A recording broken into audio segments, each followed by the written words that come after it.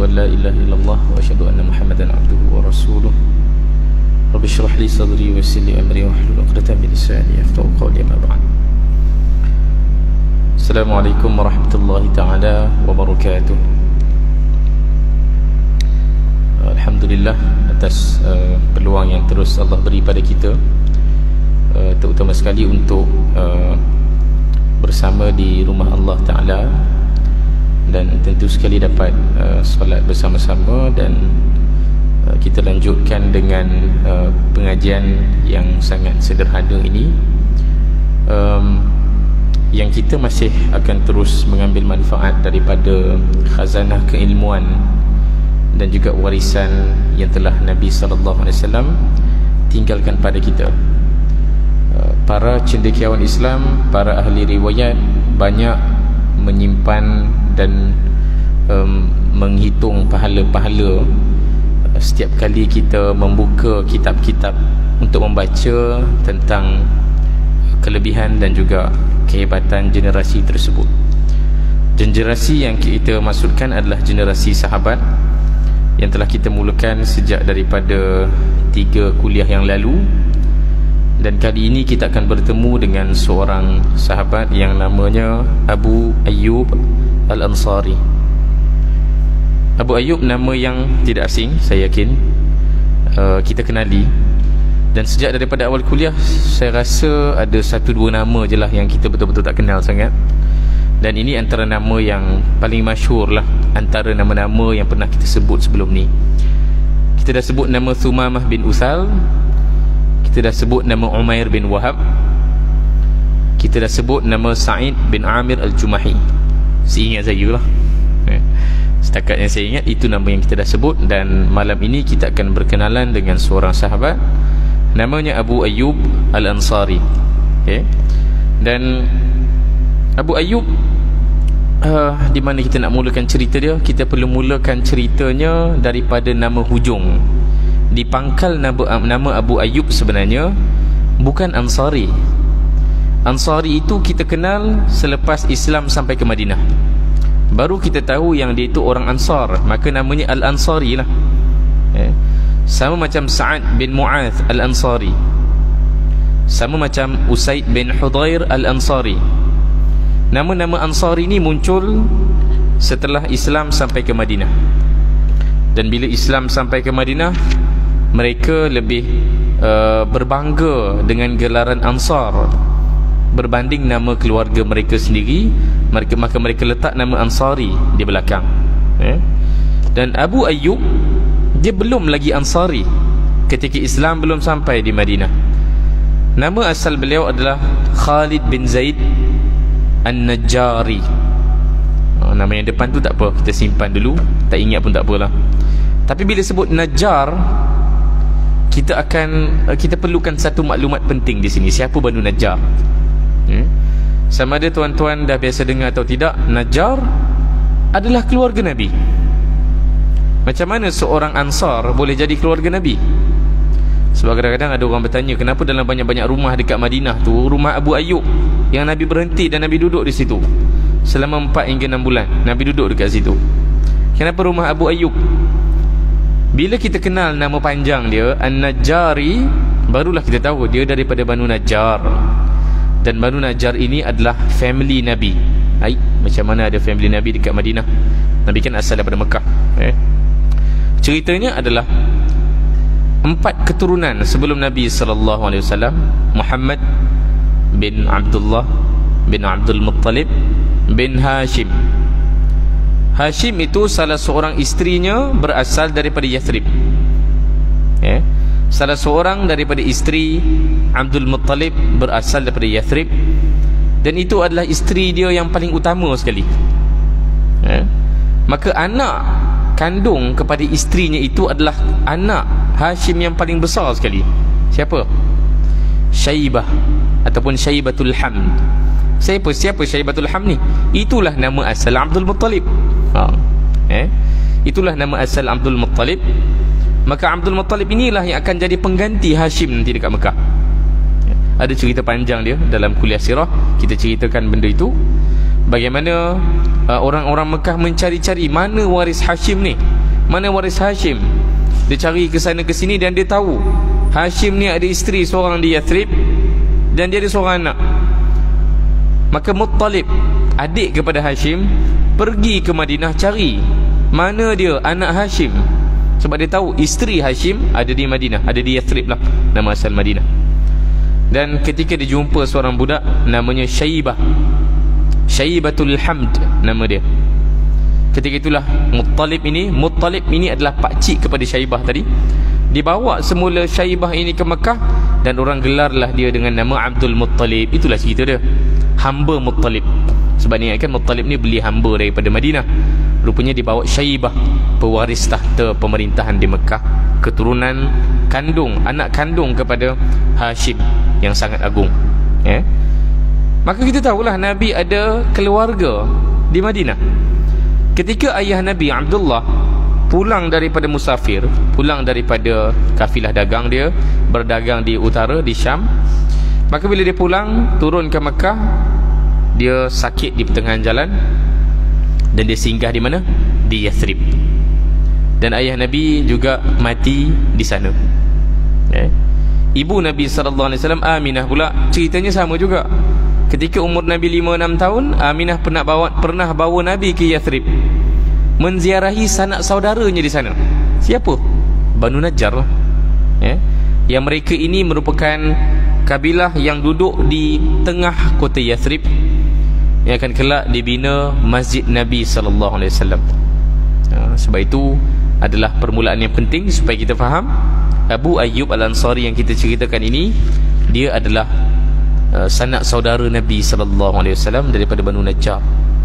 Sama dengan beberapa orang sahabat yang lain yang kita boleh kenal dalam sirah. Kita mulakan ceritanya dengan cerita yang semua orang paling tahu sekali, cerita rumah Abu Ayyub menjadi tempat transit Nabi SAW sementara menunggu Masjid Nabi dibina, dan hujurat, iaitu bilik-bilik di tepi Masjid Nabi itu dibina. Bilik untuk Nabi, bilik untuk isteri-isteri Nabi SAW. Nabi tiba bermula di Quba. Daripada Mekah, Nabi berangkat dalam peristiwa hijrah yang agung. Nabi berhenti di Quba, duduk di Quba selama 4 hari. Kemudian Nabi pergi ke Yathrib. Daripada Quba, siapa yang pernah pergi Mekah, daripada Masjid Quba tu, nak pergi Masjid Nabawi tu boleh jalan kaki je sebenarnya. Tapi untuk masa itu, perjalanan daripada Quba ke Masjid Nabawi itu dianggap 2 daerah yang berbeza. Hari ini kita jalan kaki lah, sebab Madinah tu dah terlalu besar. Maka daripada Quba, Nabi berangkat ke Yathrib, menaiki unta Nabi, Qaswa namanya. Dan unta Nabi SAW ini berjalan tanpa Nabi memberikan halaan nak berhenti di mana, nak menuju ke mana. Dan perkataan ini perkataan yang penting bila Nabi sebut. Ramai orang ketika itu, ramai orang di Madinah ni cuba untuk menyambut Nabi dan mengajak Nabi duduk di rumah mereka. Sebab mereka tahu Nabi tak ada rumah dekat Madinah. Macam-macam mereka tawarkan kelengkapan urusan harian Nabi. Mereka tawarkan pakaian, mereka tawarkan makanan, mereka tawarkan tempat tinggal. Ketika itulah Nabi SAW sebut kepada mereka, da'uha fa innaha ma'murah. Biar aja unta ni, kerana unta ini mendapat arahan ma'murah. Ini cara paling senang untuk mengatur bagaimana Nabi SAW nak pastikan ada tempat, ada lokasi yang tetap yang perlu menjadi pusat kepada Madinah. Dalam masa yang sama, Nabi nak jaga hati ramai orang. Maka yang memilih lokasi tersebut adalah Allah Ta'ala, sebagaimana yang Nabi sebut. Nabi tidak memilih-milih, Nabi tidak bias berpihak kepada sesiapa. Ini adalah Allah punya pilihan. Akhirnya unta itu berhenti betul-betul di depan rumah Abu Ayyub Al-Ansari. Dalam riwayat yang terperinci diceritakan unta itu melihat ke kiri dan melihat ke kanan. Bila dia melihat ke kiri, dia melihat rumah Abu Ayyub Al-Ansari. Bila dia melihat ke kanan, dia melihat sebidang tanah milik Sahal dan Suhail. Ada 2 kali dipandang. Rumah Abu Ayyub akan menjadi rumah singgahan Nabi SAW. Tanah milik Sahal dan Suhail ini ada cerita yang berbeza. Apabila Nabi SAW memutuskan ini adalah sebidang tanah yang akan dibina Masjid Nabi SAW, Dan di situ juga akan dibina rumah Nabi. Jangan bayangkan rumah itu rumah lah, bilik Nabi sallallahu alaihi wasallam. Dikatakan luasnya lagi kecil daripada master bedroom kita, lebih kurang 10 kali 10 macam tu. Itulah segala-galanya untuk Nabi sallallahu alaihi wasallam. Ruang Nabi makan, ruang Nabi tidur, ruang Nabi sambut tamu, itu 10 kali 10 kaki, lebih kecil daripada master bedroom kita. Itulah hujurat, bilik-bilik di sisi Masjid Nabi sallallahu alaihi wasallam. Maka apa yang berlaku? Masjid Nabawi ketika nak dibina, itu adalah tanah milik Sahal dan Suhail.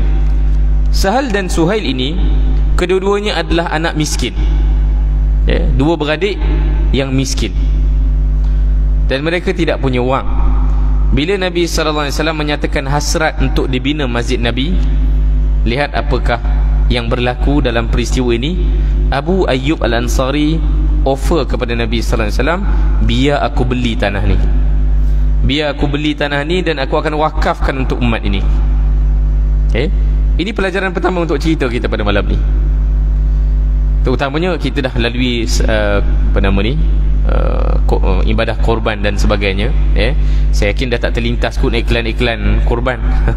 Saya ingat sejak 2-3 minggu yang lalu, banyak betul iklan korban yang melintas di mana-mana lah, di grup WhatsApp kita, di sosial medianya, bahkan video-video yang kita tengok dekat YouTube tu melintas. Ada ads orang buat kempen untuk ibadah korban. Bagus. Tapi dalam cerita ni ada satu sunnah penting yang kita kena fikirkan. Bagaimana kita nak buat? Bagaimana kita nak buat supaya ajakan kita untuk berkorban tu tak menyakitkan hati orang? Tengok bagaimana Nabi sallallahu alaihi wasallam berlaku dalam cerita ni. Nabi nak tanah tu. Maksudnya apa? Semua orang kena berebut, berinfak untuk tanah itu menjadi milik umat. Siapa orang pertama yang kena jadi target? Sahal dan Suhail lah, orang miskin tu. Pemilik tanah tu Sahal dan Suhail, sepatutnya kalau kita fikirlah logiknya, dia mesti tertekan. Sebab apa?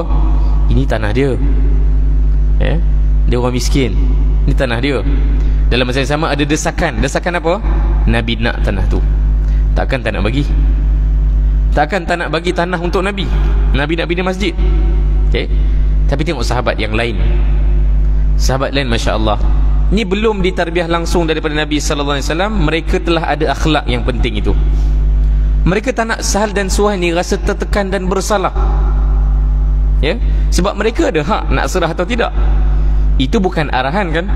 Itu hasrat daripada Nabi sallallahu alaihi wasallam, sebagaimana yang Allah Taala telah tentukan.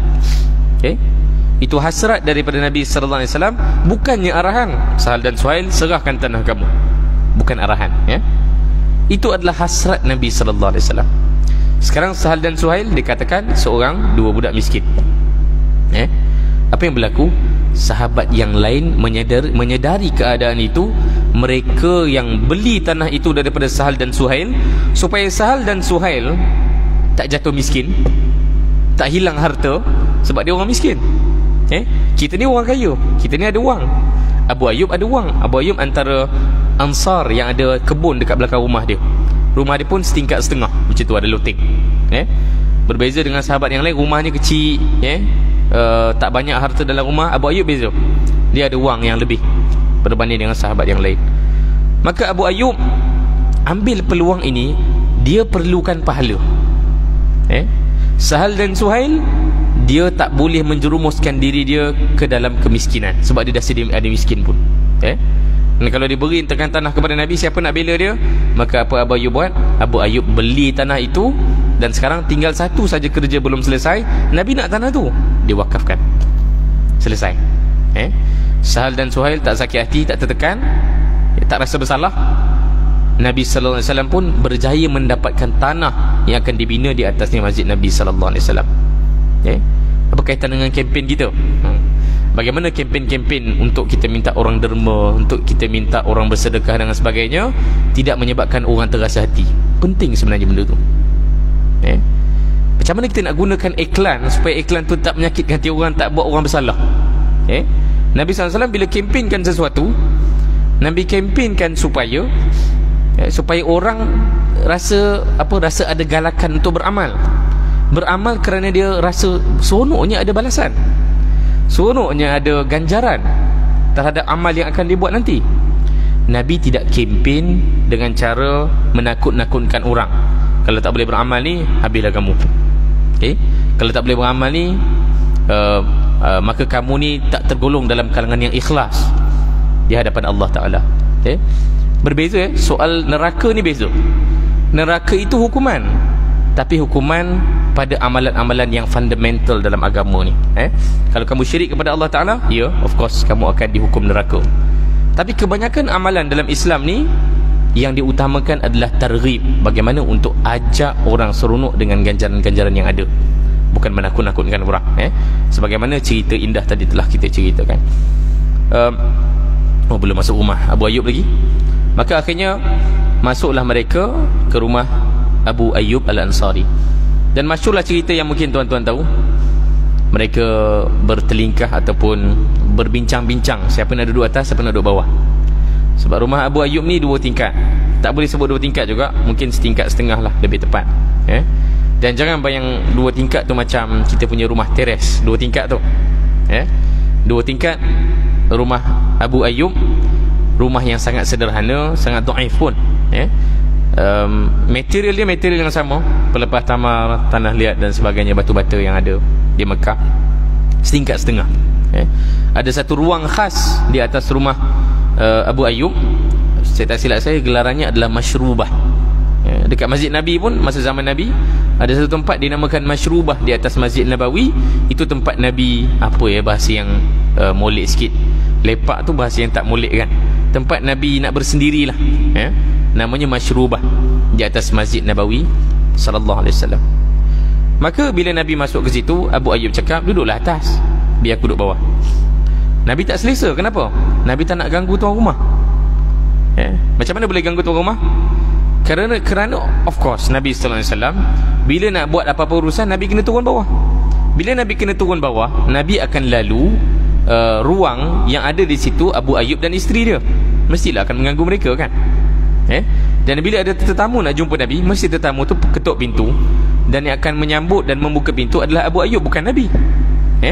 Maka Nabi memikirkan itu akan mengganggu Abu Ayyub Al-Ansari, insya-Allah. Mula-mulanya Nabi duduk atas, tapi akhirnya Nabi minta, aku nak bawah, nak duduk bawah juga. Akhirnya Abu Ayyub dengan isterinya yang duduk di atas. Maka apa yang berlaku lepas itu? Ada satu peristiwa yang mungkin masyhur, cerita bagaimana air tumpah. Tuan-tuan tahu air tumpah di tingkat atas. Dan malam itu kelangkabulah Abu Ayyub dengan isterinya, takut air itu tertumpah kena Nabi sallallahu alaihi wasallam.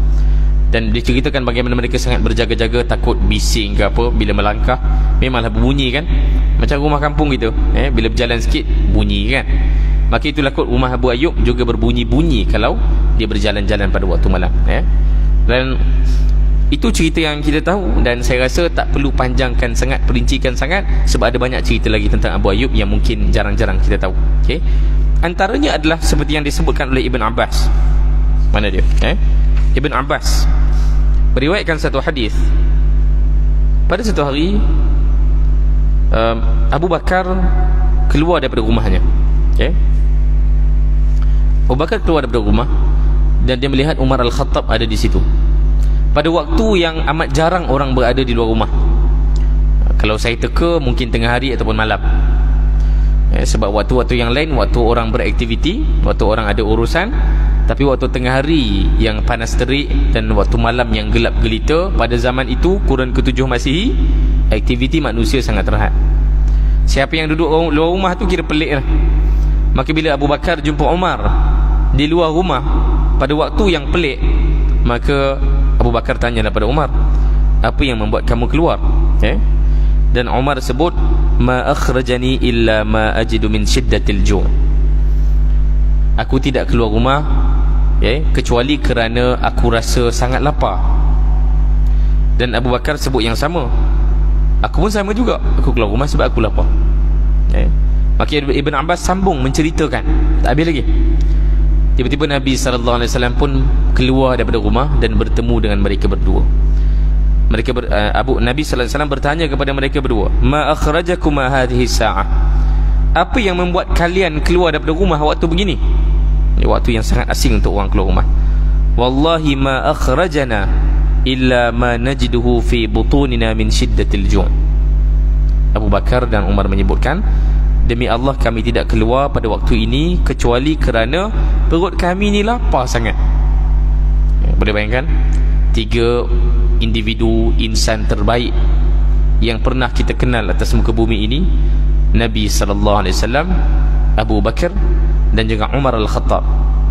Ini 3 insan terbaik atas muka bumi ini. Kalaulah ada orang yang sepatutnya layak secara merit, layak secara merit untuk ada banyak harta, layak secara merit untuk ada pakaian yang mewah-mewah, layak secara merit untuk dapat segala-galanya harta dunia ini, adalah ketiga-tiga mereka ni. Hari ini kita dapat kumpul harta banyak, ada macam-macam sebab yang bahkan mungkin bukan merit pun. Mungkin sebab kabel, mungkin sebab pandai menggoreng, mungkin ada benda-benda yang kita tipu orang, maka kita dapat peluang lebih sikit daripada orang lain. Tapi kalaulah ada orang yang layak secara merit untuk dapat segala-galanya atas muka bumi ini, atas kebaikan yang mereka buat, atas kebolehan yang mereka ada, atas prinsip yang mereka pegang, adalah Nabi sallallahu alaihi wasallam, Abu Bakar dan Umar radhiyallahu anhuma. Tapi ketiga-tiga orang ni dalam peristiwa ini kelaparan dan itu membuatkan mereka keluar rumah. Maka bila baca cerita begini, saya pun jadi risau juga, kerana saya tak pernah lagi rasa macam tu. Saya tak pernah lagi rasa keluar rumah kelaparan. Kita keluar rumah boring, kan? Boring, tak tahu nak buat apa, ataupun tengah bergaduh, keluar rumah. Tapi untuk keluar rumah kerana kelaparan adalah satu perkara yang sangat luar biasa, dan itu telah berlaku kepada Nabi dan 2 sahabat paling mulia ini. Apa yang dilakukan ketika itu? Nabi sallallahu alaihi wasallam fantalaqu fa'atau baba Abi Ayyub Al-Ansari radhiyallahu anhu. Mereka semua bergerak ikut Nabi sallallahu alaihi wasallam kerana Nabi ajak mereka, dan mereka mengetuk pintu Abu Ayyub Al-Ansari. Ketika itu Abu Ayyub di belakang rumah dia tengah menguruskan kebun. Tu dah saya boleh mengagaknya waktu tengah hari lah kot, paling tepat, bukan waktu malam. Ketika itu Abu Ayyub di belakang rumah dia tengah buat sesuatu, dan bila dengar ketukan, isterinya buka pintu, nampak 3 tetamu yang paling mulia ini masuk ke dalam rumah dia. Dia jemput. Siapa nak tolak 3 tetamu ni? Dan bila mereka datang, Abu Ayyub, apa yang dia buat ketika itu, dia menyambut Nabi sallallahu alaihi wasallam, dan dia tidak menunggu lama untuk menghidangkan macam-macam hidangan. Khubzun, roti, lahmun, daging, tamrun, tamar, rotabun, tamar yang basah. Kesemua hidangan yang mewah ini dihidangkan di hadapan ketiga insan paling mulia ini. Kerana Abu Ayyub memang sikapnya begitu. Ini ada pengajaran penting juga. Yang pertama, sikap Nabi tadi. Nabi tunjukkan satu sikap yang paling penting sekali. Bila Nabi dengar masalah orang, Nabi cuba berada sama dengan mereka. Nabi pun cakap Nabi lapar juga. Dan Nabi tak tunggu lama untuk mengajak mereka untuk menyelesaikan masalah. Yang paling senang pada zaman sekarang untuk selesaikan masalah orang adalah kita klik je lah, ataupun kita sebarkan mesej. Alhamdulillah, itu satu usaha yang baik juga. Tapi Nabi SAW telah tunjukkan contoh yang paling terbaik sekali. Bila nampak masalah orang, selesaikan. Bukan tambah menyusahkan orang, bukan sekadar senyum saja, bukan sekadar dalam hati saja kesiannya dia. Nabi SAW benar-benar mengajak Abu Bakar dan juga Umar untuk pergi ke rumah Abu Ayyub. Apalagi kalau bukan kerana Abu Ayyub tu kan keluarga Nabi, dia tahu dah Abu Ayyub tu bagaimana. Dia dah boleh agak, Abu Ayyub mesti akan sambut kita. Bahkan memang hak Abu Ayyub pun sebagai tuan rumah untuk tentukan nak benarkan ataupun tak benarkan tetamu masuk ke rumah. Dan itu hak tuan rumah. Kalau Nabi pergi rumah lain, rumah tu tak sudi menyambut tetamu, itu hak tuan rumah juga. Tidak ada dalam fiqh menyatakan dosa tak sambut tetamu, tak ada. Yang diceritakan kelebihan sambut tetamu. Ikramud duyuf, ada kelebihan-kelebihannya. Tapi untuk cakap diberikan dosa, hukuman dosa ke atas orang yang tak sudi buka pintu untuk tetamu, tidak ada dalam syariat kita. Maka hak tuan rumah untuk terima atau tidak. Dan Nabi tahu Abu Ayyub mesti akan terima tetamu, tidak akan dia sia-siakan ketiga-tiga tetamu ini. Dan Abu Ayyub pula tak bertanya panjang. Kadang kita tuan rumah pun nak menyiasat juga, ini nak makan ke, ada hajat apa, ada kepentingan apa datang rumahku. Tapi Abu Ayyub tak tunggu lama untuk menjamu mereka dengan makanan, dan makanan yang ada dalam rumah dia, termasuk laham. Dan laham ini, daging, adalah satu makanan yang paling mahal sekali di Mekah, di Madinah lah, di tanah Hijaz. Dan bila Abu Ayyub sanggup hidangkan laham, itu satu pengorbanan yang sangat besar untuk ketiga-tiga tetamu ini. Dan lihat bagaimana dialog selepas ini akan memberikan kita lebih banyak pelajaran untuk cerita ni. Nabi tiba-tiba menangis dan Nabi berkata, "Walladhi nafsi biyadih," demi nyawa aku yang berada di tangannya Allah Ta'ala lah, "Inna hadha huwa an-na'imul ladhi tus'aluna anhu yawmal qiyamah." Ini adalah nikmat yang sangat banyak. Na'im, nikmat yang sangat banyak, bukan sedikit yang Allah berikan pada kita pada waktu kita kelaparan ini. Tus'aluna anhu yawmal qiyamah, semuanya akan dipersoalkan pada hari kiamat kelak. Fa idza asabtum mithla hadha fadarabtum bi aydikum fihi faqulu bismillah. Kalau kamu mengalami masalah kelaparan sebagaimana yang kita alami tadi, dan kamu dapat nikmat makanan ini, maka sebutlah bismillah. Fa idza syabi'tum faqulu alhamdulillahilladzi huwa ashba'ana wa an'ama 'alaina fa afdal. Dan kalau kamu kekenyang, sebutlah alhamdulillah yang telah memberikan kami rasa kenyang dan memberikan kami nikmat, bahkan lebih daripada apa yang kami sangka. Nangis Nabi sebut nasihat ini. Nasihat ini nasihat yang besar kan. Saya yakin bila sebut tentang nikmat ni, mungkin saya bukan orang yang paling faham pun. Siapa orang yang paling faham tentang nikmat kalau bukan orang susah? Kan? Kita orang-orang yang ada wang, poket kita penuh, akaun kita adalah duitnya, boleh bergerak ke sana sini dengan kenderaan yang kita ada rumah yang selesa untuk kita tinggal. Saya yakin kita tidak betul-betul faham apa maksud nikmat. Orang yang paling faham kena tanya orang yang duduk di jalanan tu, kena tanya orang yang meminta-minta, orang yang saban hari memikirkan apa akan jadi pada esok hari, apa akan jadi bulan depan, ada gaji ke tidak. Orang-orang itu lebih faham tentang nikmat. Saya tak faham. Saya boleh takrifkan daripada banyak kitab nikmat tu maksudnya apa.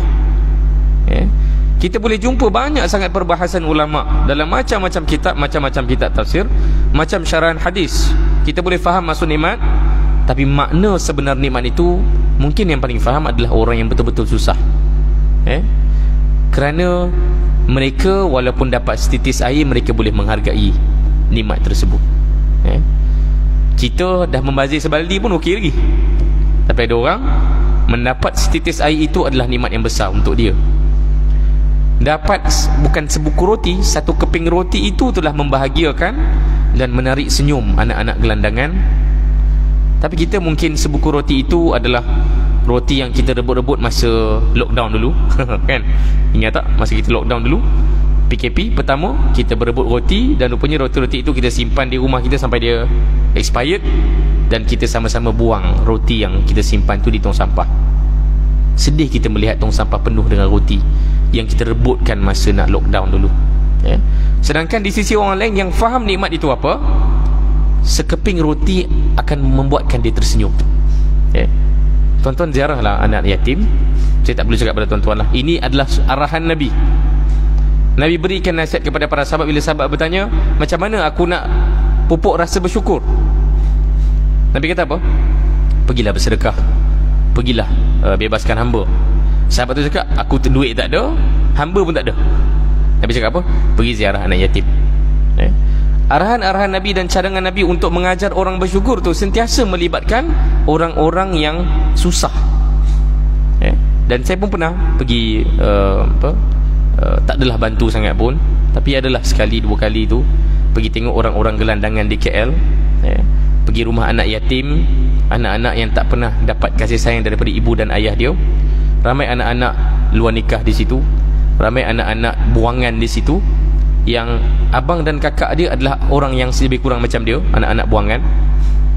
Ada yang sebab ibu dan ayahnya meninggal dunia, baru kita fahamnya, ya Allah, ini rupanya nikmat. Ini rupanya nikmat, dan aku tak memahami pun nikmat tu. Kita dengan ibu dan ayah kita ada, banyak kali kita tak puas hati dengan ibu dan ayah kita. Tapi untuk anak-anak kecil yang yatim piatu daripada kecil, kalau ada seorang yang dia boleh panggil ibu pun adalah nikmat untuk dia. Masya-Allah. Ada seorang yang dia boleh dipanggil ibu pun adalah nikmat untuk dia. Dia tak ada ibu. Dan itu satu nikmat yang mungkin kita takkan betul-betul faham kecuali setelah kita hilang nikmat tersebut. Dan Nabi menangis menyebut nasihat ini. Dan ketika itulah Nabi SAW beritahu kepada Abu Ayyub, "I'tina ghadan." Esok datang ke rumah aku. Banyak sangat pengajaran daripada cerita yang sangat ringkas ini. Tengok Nabi SAW bila dia memberikan nasihat tadi, dia memberikan nasihat itu setelah mereka kenyang. Nabi tak beri nasihat itu ketika Abu Bakar dan Umar kelaparan. Nabi berikan nasihat tentang nikmat setelah mereka kenyang. Ini pun kesilapan kita.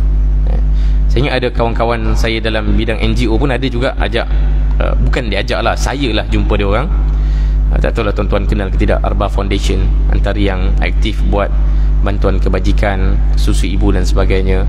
Kadang-kadang saya jumpa dia orang, kenapa tak buat slot macam tazkirah ke, peringatan ke masa beri bantuan tu. Dia kata apa? Dia kata, kalau entah pergi, cakap kat saya lah, kalau ustaz pergi bagi bantuan tu, tak sanggup nak bagi nasihat. Tak sanggup kita nak ingatkan mereka tentang Allah. Kenapa? Bukan sebab kita tak nak sampaikan mesej kebaikan, sebab kita malu. Takkan orang sesusah itu kita tak selesai lagi betul-betul bagi kecukupan pada dia, tiba-tiba kita nak suruh dia percaya pada Allah Ta'ala, tawakal pada Allah Ta'ala. Entah-entah dia lagi tawakal daripada kita lagi. Ini nasihat kawan saya. Menyebabkan saya pun berfikir juga, iya betul juga. Nak tazkirah apa pada orang macam tu? Sebab mereka dah tersiksa selama itu dalam hidup mereka dengan kesusahan. Kita pula tiba-tiba datang, kita orang senang datang pergi tempat dia, dan kita pula nak ajar pada dia tentang tawakal. Malulah sikit. Maka dalam kisah Nabi ni ada pelajaran penting. Nabi pun selesaikan dulu masalah Abu Bakar, masalah Umar Al-Khattab, baru Nabi berikan nasihat. Dan nasihat Nabi itu bukan untuk Abu Bakar dengan Umar saja. Nabi menggunakan kalimah apa? Ini nikmat untuk kita. Nabi bukan pergi nasihat Abu Bakar dengan Umar saja, Nabi nasihat dirinya sendiri. Ingatkan kepada mereka dan diri Nabi bahawa ini nikmat yang perlu kita syukuri. Menangis Nabi. Nabi berikan nasihat yang sangat penting ini. Esoknya Abu Ayyub Al-Ansari pun datang rumah Nabi seperti mana yang Nabi minta tadi, mari datang rumah aku. Dan Abu Ayyub sebut sam'an wa ta'an, sam'an wa ta'atan di Rasulullah sallallahu alaihi wasallam, taat pada Nabi. Maka dia pun pergi ke rumah Nabi sallallahu alaihi wasallam. Dan bila dia sampai ke rumah Nabi, Nabi berikan satu hadiah yang paling berharga, iaitu walidah. Kanat takhdimuhu. Walidah itu apa? Hamba perempuan. Persoalan hamba ni kita sembang topik lain, sebab ini melibatkan fiqah ke apa kan. Saya yakin tuan-tuan pun dah terfikir, Nabi hadiahkan hamba, ini macam human trafficking je kan. Itu topik lain. Nanti kalau ada ustaz-ustaz fiqah yang mengajar, boleh tanya. Nabi hadiahkan kepada Abu Ayyub walidah, seorang hamba perempuan yang muda.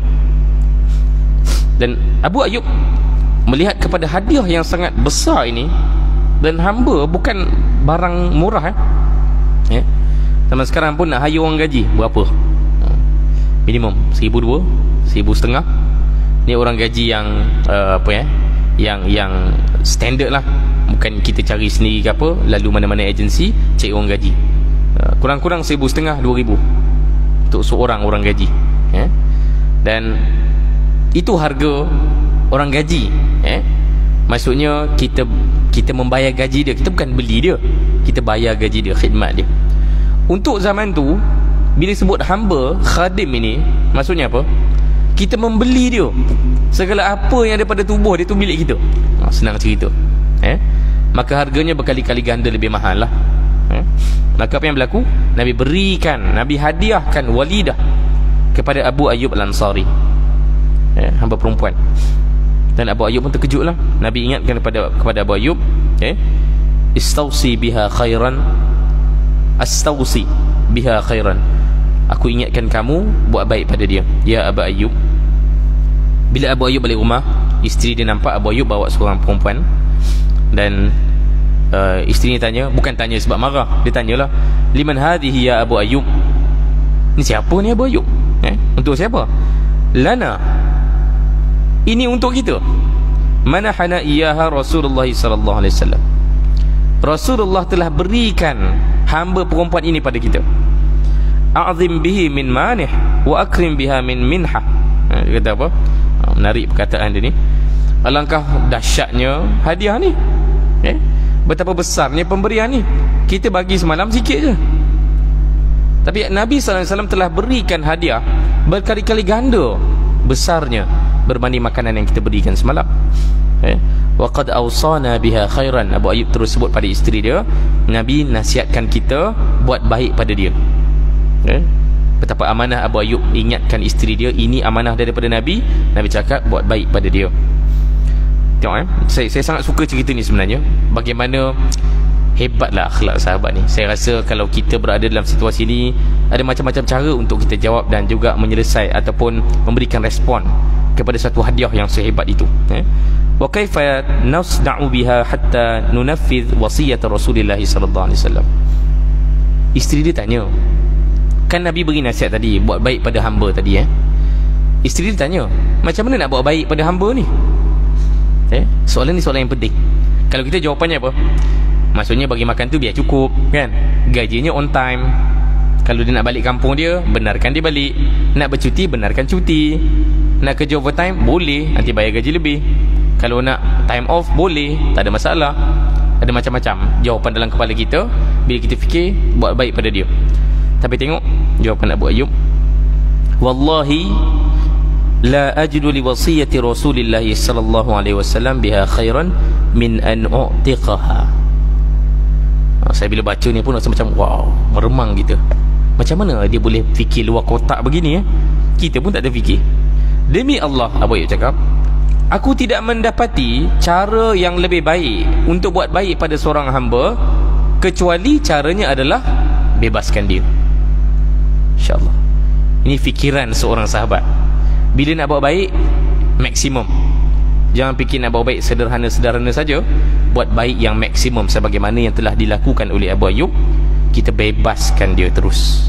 Tak perlu fikir nak buat baik ke apa. Itu pahalanya pahala yang kecil. Pahala terbesar bagi seorang hamba, bebaskan dia. Terlalu banyak hadis dan juga kelebihan fadail bebaskan hamba. Ini masuk fiqh sikit. Kita memang tak jumpa satu hadis yang mengharamkan perhambaan, betul? Tapi terlalu banyak pula fadilat, kelebihan, pahala, ganjaran untuk bebaskan hamba. Dan akhirnya hamba-hamba ini pun, sahabat tahu, antara pahala paling besar adalah bebaskan hamba-hamba yang diwarisi daripada zaman jahiliah. Kita dah isyak isyak pukul berapa? Seminit lagi. Kena cakap laju-laju sikit ni. Cerita terakhir. Abu Ayyub wafatnya di mana? Panjang pula cerita ni. Sempat kita tidak seminit? Tak sempat. Sempat lepas azan sikit. Boleh lepas azan kita bertemu 5 minit. Kemudian kita solat lah, insyaAllah. Saya serahkan pada muazzin untuk azan.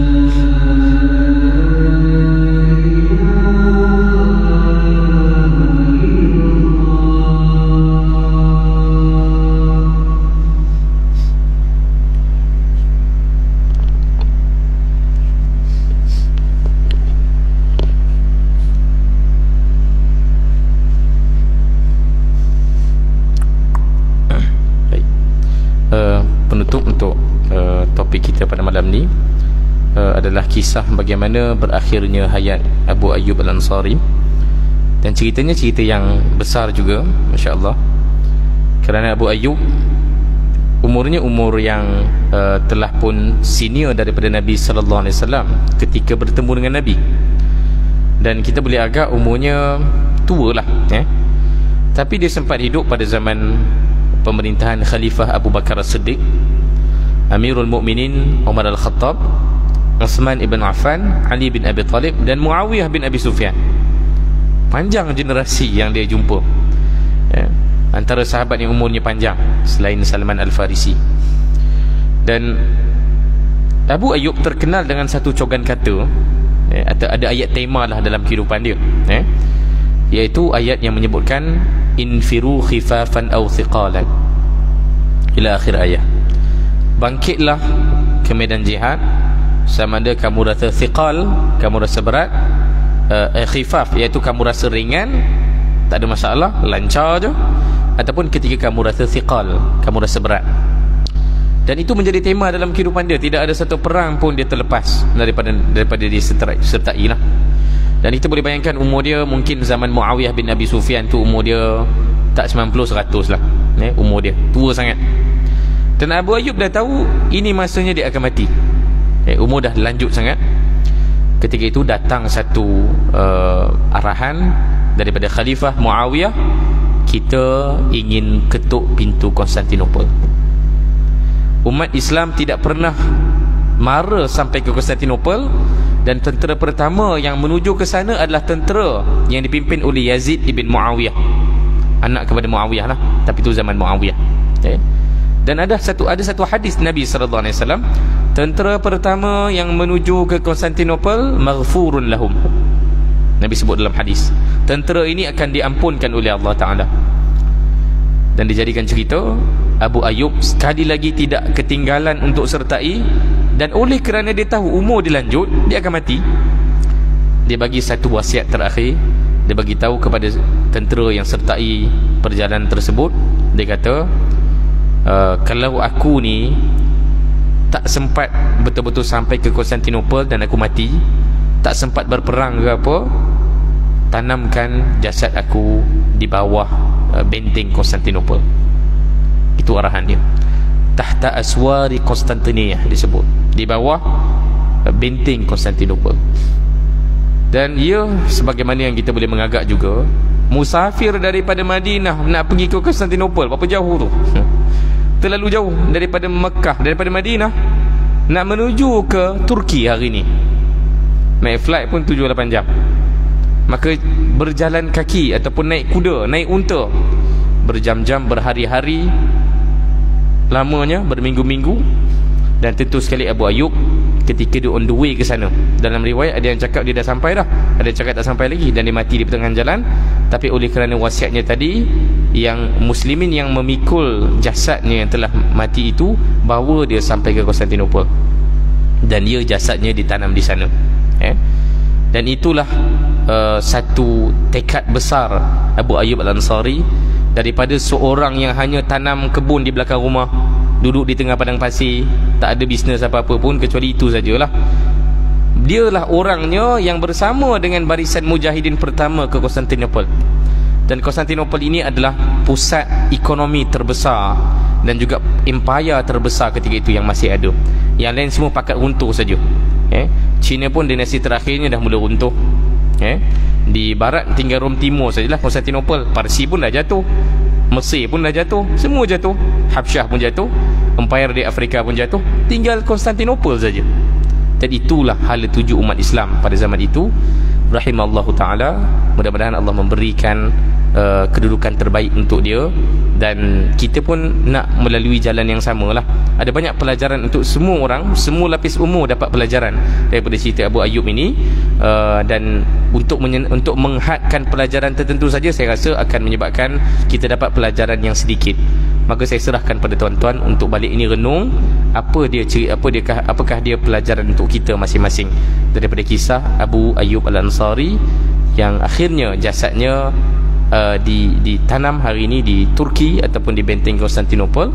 Kalau tuan-tuan pergi ke Turki, ada Jami' Ayub, tapi disclaimer dan penafian ya, tak ada siapa tahu pun jasad dia kat mana ya. Masjid Ayub itu kerana mereka dakwa jasad dia di situ, dia dakwa makamnya di situ. Tapi Turki ni memang terkenal dengan masalah sikit dari sudut dia panggil apa, artifak kenabian ni. Kat sana ada istana Topkapi, ataupun sebutnya Topkapi lah, ejaannya Topkapi.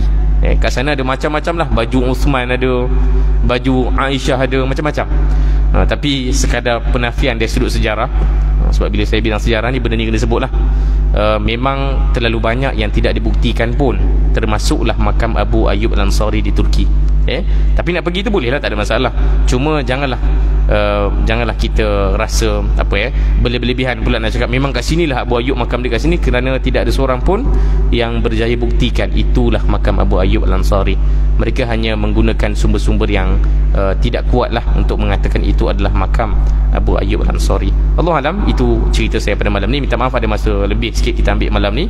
Aqulu qawli hadza astaghfirullah li wa lakum. Assalamualaikum warahmatullahi wabarakatuh.